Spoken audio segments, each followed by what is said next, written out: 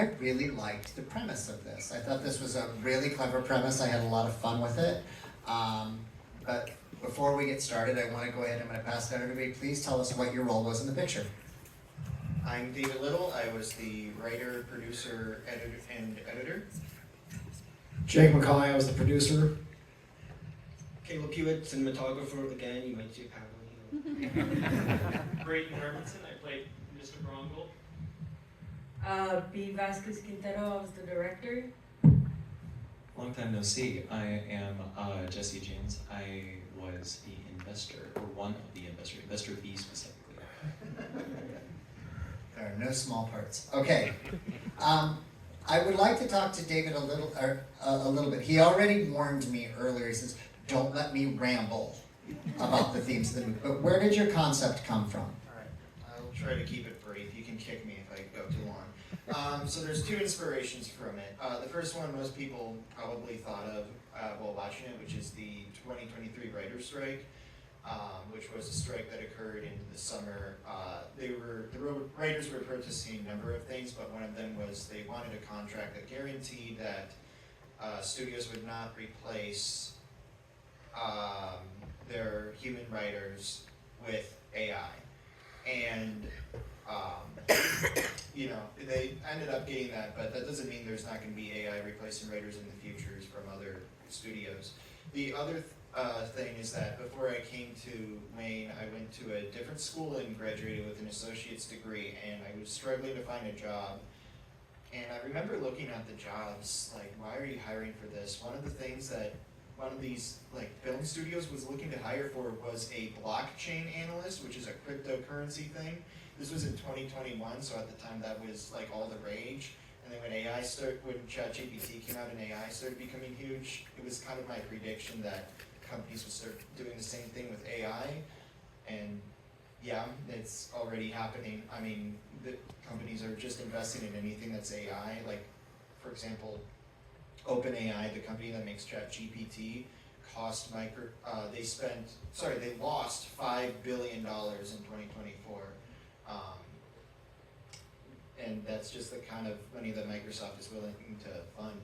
Anyway, sorry. That's okay. This had some challenges in it.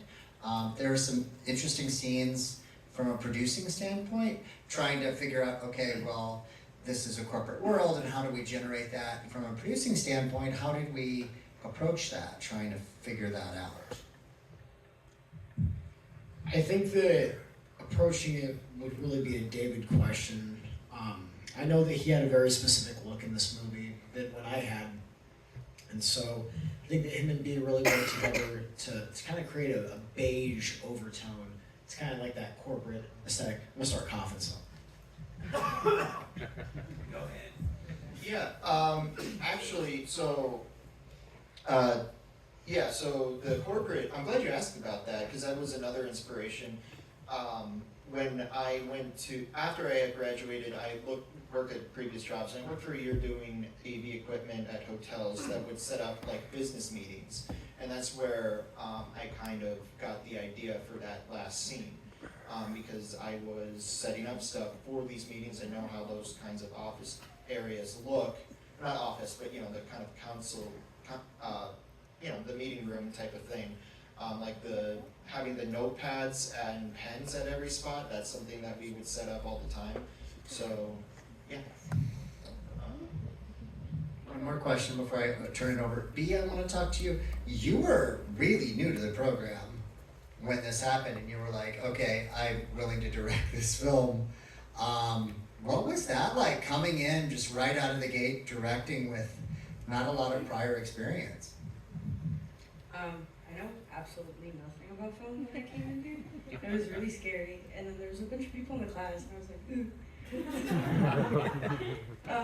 And I came in with a good attitude, and I was positive. I was like, I'm gonna try to do something. It's my freshman year, I got this. And then David asked, he was like, who wants to direct? And a bunch of people raised their hands, and I raised my hand too. I was like, oh, fuck. Sorry. Sorry. And then he picked me, and I was like, oh, I'm special, okay. And then from then on, I was just like, I'm gonna try to do more when directing with other people. I'm gonna try to raise my hand a little more. And for people who aren't aware of the film workshop, our film workshop is a very, very unique thing. And we have the upperclassmen mentor the underclassmen. And we've been spending 7 years building this structure. And it is really unique. We have a lot of other colleges call and ask us how our film workshop works, and people from the big university that shall not be named also ask us how we do it. But it is one of those things in there, so it does allow a freshman to be able to come in and be mentored by upperclassmen enough to direct. So that is something we do. I would like to open this up to yes. Before you do, B, you had some messages from the actors. Oh, we do. Oh, yeah. We can. Yeah, the actor Sadie, who played Paula, and she's currently living in Florida working at Disney World. God help her. So she couldn't be here. And Kat is working in Kat is actually chief of the local newspaper here. She played Anna. And so she's working with Pat Jensen on the newspaper. God help her. But they left some messages with B to read. God, I love Sadie, but jeez, this girl was a handful. Okay.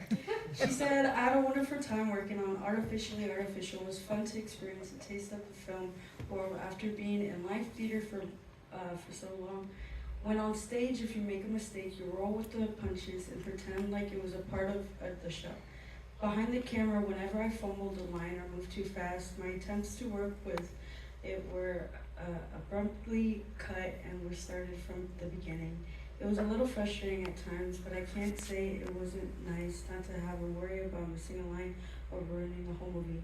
I am thankful to David and B for allowing me the wonderful opportunity to be a part of the project. And I would like to also thank Braden and Catherine for being wonderful co-stars to work with, and and Caleb for putting up with all of our actings and keeping the shoots and going with camera work.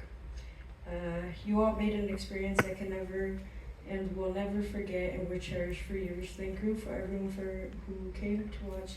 I will hope you all enjoy this hard work everyone put into this film and story had to tell. And then Catherine just said thank you.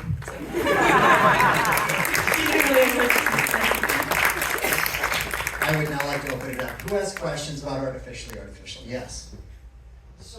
Oh, okay. All right. So, as far as inspirations go, did you have any visual inspirations, like other movies or projects that inspired the look of the film? To whom should I give this?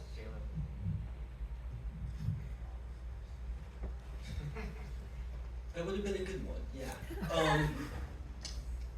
I think one of the big things is, you kind of mentioned like the beige tones earlier.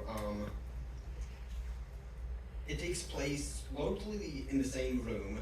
You know, David's apartment is where we started at. And so, I mean, even like the conference room, very flat walls and everything. So there's kind of a challenge of, okay, how do you make this interesting? And it's very much a thing of, in retrospect, I have a lot of ideas that I think could make it better. If we reshoot it, you know, I mean, you live and you learn. But, I mean, yeah, I don't know that there were a whole ton of other movies I looked to for inspiration, but like a big thing was just trying to make each scene slightly different. So you're framing things slightly different in this one scene. Between scenes you're changing where the 180 line is and what side of the room you're looking at. And just different stuff like that to keep each scene feeling a little fresh. Yeah. Good. Did I see another question in the back? I just wanted to ask, what sort of, I'm assuming, effects work went into making the digital screens look correct and showing things on them properly? Oh. There weren't any. That was just a video playing on the laptop. Really? Yeah, so what I did is I had the video on the laptop and then the audio. Originally we did record the audio playing off the laptop, but it sounded kind of like it was underwater. So I just took the audio from that initial recording and just put a high pass filter over it. We filmed that in front of we filmed grading parts in front of a green screen. We literally just took a picture of Dr. Graber's office. He's the library director. We just took a picture of it and had Braden, because we didn't want to kick him out of his office several times, so we just took a picture and had Braden sit in front of a green screen, and that was it. It's on a laptop anyway, so you're not going to tell. We tried once to actually film in the office, and it did not go well. We got everything set up, and then I tried to record a little bit, and something about that just did not go well. Yeah. Yeah, and also it's easier because we don't have to constantly be like, you just need 5 more minutes with your office. Yeah. You can do that as long as and I don't want to get into an instructional thing, but as long as the frame rate of the computer is faster than the frame rate you're shooting at, you can do it. It can be done. Okay, good. Any other questions? No? All right, this is a terrific film. I really love the concept in this. I think you really got something there. So, how about a big hand for everybody? Thank you so much. I would now like to have the team for the interrogation. So if we could do that.